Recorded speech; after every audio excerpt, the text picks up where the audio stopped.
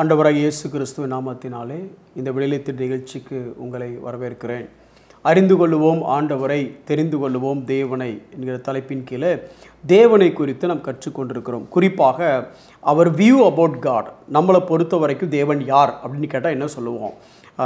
தேவன் எப்பேற்பட்டவர் அப்படிங்கிற அறிதல் நமக்கு அதிகமாக தேவனை குறித்த ஒரு நடுக்கம் அல்லது தேவனை குறித்த ஒரு ரெவரன்ஸ், அவரை குறித்த இன்னும் சொல்லப்போனால் துதிக்கக்கூடிய அந்த தன்மை, நம்மளை நாம் இன்னும் சொல்லப்போனால் மனிதன் அப்படிங்கிறவன் வர வர எந்த அளவுக்கு வந்துருச்சுன்னா நான் பார்த்துக்கிறேன் அப்படி இல்லை சார், நான் பார்த்துக்கிறதுக்குலாம் ஒன்றுமே இல்லை, I need to depend on God. என்னுடைய ஒரே பலம் என்னென்னா அப்பேற்பட்ட தேவனை சார்ந்து இருக்கிறது மட்டும்தான். அப்படி சார்ந்து இருக்கும் பொழுது எப்பேற்பட்ட தேவன் என் கூட இருக்கிறாருங்கிற உணர்வு இருந்துச்சுன்னா எனக்குள்ள ஒரு சந்தோஷம் இருக்கும். இதைத்தான் நம்ம கடந்த எபிசோடில் நம்ம படித்தோம். இன்றைக்கி அதே இதனுடைய அடுத்த பகுதி, அதாவது தேவன் எவ்வளவு பெரியவர். இன்றைக்கி ஒரு வார்த்தை சொல்லணும்னா சாவரின் காட் அப்படின்னு சொல்கிறோம். காட் இஸ் சாவரின், அதாவது ஏக சக்கராதிபதியான தேவன் அல்லது இறையாண்மை அப்படிங்கிற பதங்களை நம்ம பயன்படுத்தலாம். சாவரின் அப்படின்னா என்ன? ரொம்ப சிம்பிள். ஒரு 3 காரியத்தை சொல்கிற பாருங்களேன். 1, இந்த உலகத்தில் இருக்கிறது எல்லாத்துக்கும் ஓனர் யாருன்னா அவர் தான். பிரதர், சொந்த வீடு வச்சுருக்கீங்களா? பிரதர், சொந்த கார் வச்சுருக்கீங்களா? பைக்கு தான் வச்சுருக்கீங்களா? அப்புறம் சொந்தமாக வீடு கட்டிட்டீங்களா? பிரதர், அப்புறம் எப்படி பொண்ணு தரது? உங்களுக்கு நீங்கள் சொந்தமாக நீங்கள் என்னத்தை வாங்கினாலும் ஒன்று தெரிஞ்சுடுங்க, அது உங்களுக்கு சொந்தமே கிடையாது. அதுக்காக சொந்தமாக கார் வாங்கக்கூடாது, வீடு வாங்கக்கூடாது நான் சொல்ல வரல. நீங்கள் என்ன புரிஞ்சுக்கணும் அப்படின்னா, எனக்கு சொந்தமாக என்னெல்லாம் இருக்குது தெரியுமா அப்படின்னு நினச்சிங்கன்னா, பிரதர் அது உங்களோடது கிடையாது பிரதர், மொத்தத்தும் அவருடையது. அதை நீங்கள் உங்கள் பேரில் வச்சுருக்கிறீங்க, அவ்வளோதான். டாக்குமெண்ட் உங்கள் பேரில் இருக்கலாம், ஆனால் ஓனர்ஷிப் அவர் பேரில் தான் இருக்குது. வசனம் சொல்லுதா? ஆமாம், வசனம் தான் சொல்லுது. வாசிக்கிறேன் பாருங்களேன். சங்கீதம் 50வது அதிகாரம் 10வது வசனம். சகல காட்டு ஜீவன்களும் பர்வதங்களில் ஆயிரமாய் தெரிகிற மிருகங்களும் என்னுடையவைகள். யார் சொல்கிறாருன்னா ஆண்டவர் சொல்கிறார். நேற்று நீங்கள் சாப்பிட்ட மட்டன் கறி கூட, மட்டன் யாருடையது ஆடுனா அவருடைய ஆடு. புரியுதா? நீங்கள் காசு கொடுத்து வாங்கலை.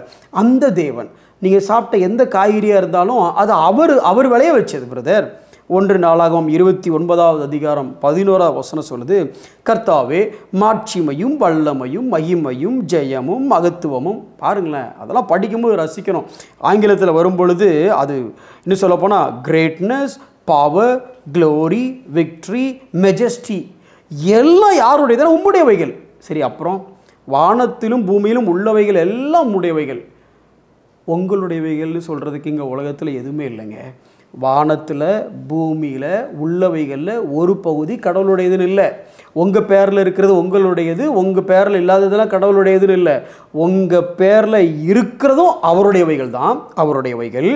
கர்த்தாவே ராஜ்யம் உம்முடையது, ராஜ்யமே உம்முடையது. எல்லாத்துக்கும் மேலே தேவரீர் எல்லாருக்கும் தலைவராய் உயர்ந்திருக்கிறீர். எந்த ராஜா இந்த உலகத்தை ஆண்டாலும், எந்த மனுஷன் இந்த தேசத்தை ஆண்டாலும், எந்த மனுஷன் இந்த ஊரை ஆண்டாலும், எப்படி இருந்தாலும் தலைவர்னா ஒரே ஒருத்தர் தான், அவர் தேவன் மாத்திரம்தான். அதுதான் சாவரின். அவர் இவங்க கிங்குன்னா அவர் கிங் ஆஃப் கிங்ஸ், இவங்க லார்டுனா அவர் லார்ட் ஆஃப் லார்ட்ஸ். இவங்க தலைவர்னா இவங்கெல்லாம் தலைவர் மாதிரி இருக்கலாம், ஆனால் இவங்க எல்லாருமே ரோமர் 13வது அதிகாரத்தின்படி அவரால் வைக்கப்பட்ட வேலைக்காரர்களே தவிர தலைவர் அவர் மாத்திரமே. யாருங்க உங்கள் தலைவர்? சரி, நான் அதை கேட்க விரும்பலை. ஆனால் நம்மளை பொறுத்த வரைக்கும் தலைவர் அப்படின்னா அவர் ஆண்டவர் மாத்திரமே. ஏன்னா ஹீ இஸ் சாவரின். தலைவருங்கிற வார்த்தைக்கு தகுதி உள்ளவர் அவர் தான். ஏன்னா எல்லாம் அவருடையது. அப்படியே அடுத்து ஏன் சாவரின்னு சொல்கிறாங்கன்னா, இன்றைக்கி தலைவர்கள்னு சொல்கிறவங்க கூட வைக்கிற சட்டம் செல்லுபடி ஆகிறது இல்லை. அப்படியே வச்சா கூட அதை மீறுவாங்கன்னு தெரிஞ்சே தான் நீதித்துறை சட்டத்துறைங்கிறதே வச்சுருக்கோம். ஏன் நம்ம சட்டம் போட்டாலும் அவங்க கேட்க மாட்டாங்க அப்படின்ட்டு. இன்னும் சொல்லப்போனால் தலைவர்களே ரூலை மாற்றக்கூடிய சூழ்நிலை வருது. நாம் சொன்னதே நாமளே மாற்றுறோம். ஆனால் இங்கே இவர் எப்படி தெரியுமா? அவர் ஒரு சட்டம் போட்டால் அதுதான் சட்டம். His rule is absolute. வாசிக்கிறேன் பாருங்களேன். 1 நாளாகமம் 16வது அதிகாரம் 31வது வசனம். கர்த்தர் ராஜரிகம் பண்ணுகிறார். சரி, அவர் ஆளுகை செய்கிறார். இதனால் எப்படி என்ன ஆகுது? சங்கீதம் 47:7. தேவன் பூமி அனைத்திற்கும் ராஜா, தேவன் ஜாதிகள் மேல் அரசாளுகிறார். அப்படியே நீங்கள் படிச்சுட்டே வந்தீங்க அப்படின்னு சொன்னால் 2 நாளாகமம் 20வது அதிகாரம் 6வது வசனம். கர்த்தர் ஜாதிகளுடைய ராஜ்யங்களை எல்லாம் ஆளுகிறவர், ஒருவரும் உம்மோடு எதிர்த்து நிற்க முடியாது. அவர் அரசாளுகிறார்னா he ruled, he reigned. அவர் என்ன ஆளுகை சொல்கிறாரோ, என்ன சட்டத்திட்டம் போடுறாரோ அதை எதிர்த்து நிற்கிறதுக்கு யாருமே கிடையாது சார்.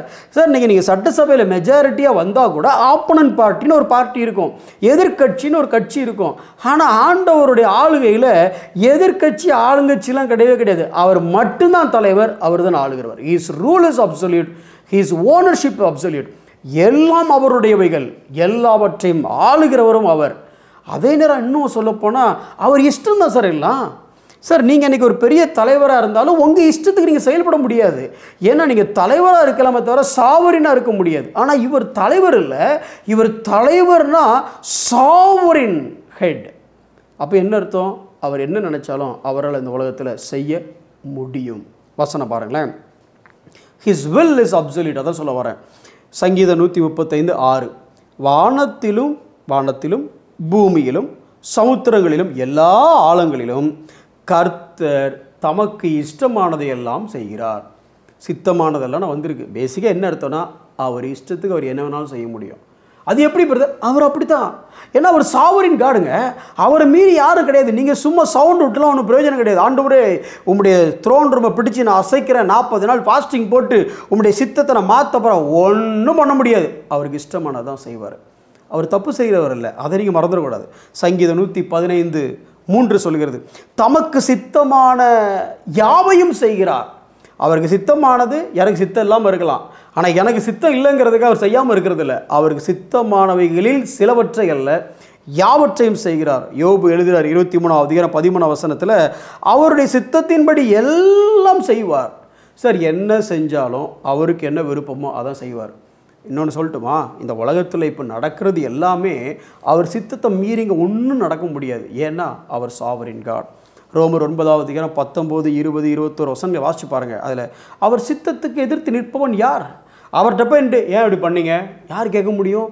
இன்றைக்கி அமைச்சர்களை கூட கேட்கலாம், ஆளுகிறவர்களை கூட மக்கள் கேட்கலாம், இல்லை ஆளுகிறவர்களை கூட எதிர்கட்சியில் இருக்கிறவங்க கேட்கலாம். அது எப்படி நீங்கள் செஞ்சீங்க அப்படின்னு சொல்லி அவங்கள பற்றி இவங்க விமர்சனம் பண்ணலாம், இவங்களை பற்றி அவங்க விமர்சனம் பண்ணலாம். ஆனால் இங்கே எதிர்கட்சிங்க பேச்சுக்கு இடமே இல்லை. ஒரே ஒரு கட்சி தான், அது ஆளுங்கட்சி தான். காலம் பூரா அவர் தான், அவர் மாத்திரம்தான் தலைவர். அவர் சொன்னதை எதிர்த்து பேசுறதுக்கு யாருக்குமே இடம் கிடையாது. அப்பேற்பட்ட தேவனுங்க அவரை நம்ம எவ்வளவு சீப்பாக ட்ரீட் பண்ணிடுறோம். இந்த உலகத்தில் இருக்கிற தலைவர்களுக்கும் ஆளுகிறவர்களுக்கும் பதவியில் இருக்கிறவங்களுக்கும் பொசிஷனில் இருக்கிறவங்களுக்கும் பணத்தில் திளைக்கிறவங்களுக்கும் நாம் கொடுக்குற மரியாதையை கூட அந்த ஆண்டவராக இருக்கிற அவருக்கு மரியாதை கொடுக்கறதில்ல, அவருக்கு கனம் கொடுக்கறதில்ல. பேசிக்காக என்னென்னா அவர் யாருன்னு நம்ம வேதத்தில் இப்படி பார்க்கல. இந்த உலகத்தில் யார்கிட்டனாலும் கொஸ்டின் கேட்கலாங்க, எப்பேற்பட்ட துறையாக இருந்தாலும் சொல்லலாம் பேச்சு உரிமைன்னு ஒன்று இருக்குது அப்படின்னு சொல்லி. ஆனால் அவர் எந்த அளவுக்கு பெரியவர் அப்படின்னா, யாக்கோபு 4:13 சொல்லுது, நாங்கள் இந்த ஊரில் போய் அந்த ஊரில் போய் அப்படி சம்பாத்தியம் பண்ணிடுவோம். அவருக்கு சித்தமாக இருந்தால் என்னால் அதை செய்ய முடியும். உங்கள் இஷ்டத்துக்குலாம் அங்கே ஒன்றும் செய்ய முடியாது, அவருக்கு சித்தமான மட்டும்தான் செய்ய முடியும். Daniel 4:35 fantastic verse. அந்த வசனத்தை மட்டும் வாசித்து முடிக்கிறேன் பாருங்களேன். பூமியின் குடிகள் எல்லாம் ஒன்றுமில்லை என்று எண்ணப்படுகிறார்கள். யாரோ ஒரு ஆள் இல்லைங்க, மொத்த பூமியின் குடிகளும் அவருக்கு முன்னே ஒன்றும் இல்லையா, அதெல்லாம் சும்மா அப்படிங்கிற மாதிரி தான். நீங்கள் கோடீஸ்வரனாக இருங்க, நீங்கள் ராஜாவாக இருங்க, நீங்கள் பெரிய எம்பரராக இருந்து எம்பையரே இருந்தாலும் சரி, அவருக்கு முன்னே ஒன்றுமே இல்லை. அவர் தமது சித்தத்தின்படி வானத்தின் சேனையையும் பூமியின் குடிகளையும் நடத்துகிறார். அவருடைய கையை தடுத்து அவரை நோக்கி என்ன செய்கிறீர் என்று சொல்லத்தக்கவன் ஒருவனும் இல்லை. நீங்களும் நானும் சேவிக்கிற தேவன் அப்பேற்பட்ட தேவன். அந்த பயம் உங்களுக்குள்ள இருக்கா? அந்த கணம் உங்களுக்குள்ள இருக்கிறா? அந்த தேவனை நீங்கள் அப்படி பார்க்குறீங்களா? இதை பற்றி பேசும் பொழுதே அல்லது இதை பற்றி தியானிக்கும் பொழுதே உள்ளுக்குள்ள நமக்குள்ள ஒரு நடுக்கம் வரணும். எப்பேற்பட்ட தேவனை பற்றி பேசுகிறோம் தெரியுமா? எப்பேற்பட்ட தேவனை நம்ம சேவிக்கிறோம் தெரியுமா? இன்றைக்கி அலட்சியமாக நம்ம ட்ரீட் பண்ணிடுறோம். ஆனால் அவர் ஏதாவது செஞ்சாருன்னு வச்சுக்கிடுங்களேன், ஏன் செஞ்சீங்கன்னு கேட்குறதுக்கு உங்களாலையும் முடியாது, என்னாலையும் முடியாது. ஏசாயா தீர்க்கதரிசியின் புஸ்தகம் 17:27 சேனைகளின் கர்த்தர் இப்படி நிர்ணயித்திருக்கிறார், யார் அதை வியர்த்தமாக்குவான்? அவர் முடிவு பண்ணி உன்னை செய்யணும்னு நினச்சிட்டாருன்னா யாராலுமே தடுக்க முடியாது. ஏசாயா 46:10 எனக்கு சித்தமானவைகளை எல்லாம் செய்வேன். இன்னும் சொல்லப்போனால் நான் சொன்னேன், அதை திட்டம் பண்ணுவேன், அதை நிறைவேற்றி முடிப்பேன்னு 11 சொல்கிறார். என்ன காரியமாக இருந்தாலும் சரி. எனக்கு அருமையான சகோதரனே சகோதரியே, ஒரு காரியத்தை புரிந்து கொள்ளுங்கள். நாம் சேவிக்கிற தேவன் சர்வ வல்ல தேவன், ஏக சக்கராதிபதியாகிய தேவன். அப்படிப்பட்ட பயமும் நடுக்கமும் நமக்கு இருக்கணும். ரெண்டாவது, அப்பேற்பட்ட தேவனை நம்ம சேவிக்கிறதுனால அவர் சொன்னதை, அவருக்கு சித்தமானதை செஞ்சு முடிப்பார். ஒருவனாலையும் ஒருத்தராலையும் தடுத்து நிறுத்த முடியாது. விசுவாசிப்போம், அறிந்து கொள்வோம் அவரை. கண்களை மூடி நாம் ஜெபிப்போம். அன்புள்ள ஆண்டவரே, நீர் ஏக சக்கராதிபதியான தேவன் ஆண்டவரே, உம்மை தடுத்து நிறுத்தவோ உம்மை கேள்வி கேட்கவோ ஒருவனாலும் கூடாது. நீர் உமக்கு சித்தமானதை எல்லாம் செய்கிறீர் ஆண்டவரே. உம்முடைய சித்தத்துக்கு நாங்கள் அர்ப்பணிக்கிறோம். எங்கள் வாழ்க்கையை உம்முடைய கரத்தில் கொடுக்கிற ஆண்டவரே. பூமியின் குடிகள் மேலே ராஜரிகம் பண்ணுகிறவர் நீர். உம்முடைய ஆளுகையும் உம்முடைய ஆண்டவரே ரூல்ஸ், உம்முடைய ஓனர்ஷிப் எல்லாமே அப்சல்யூட் ஆண்டவரே. அர்ப்பணிப்பதை தவிர எங்களுக்கு ஒரு வழி கிடையாது ஆண்டவரே. நாங்கள் அர்ப்பணிக்கிறோம்.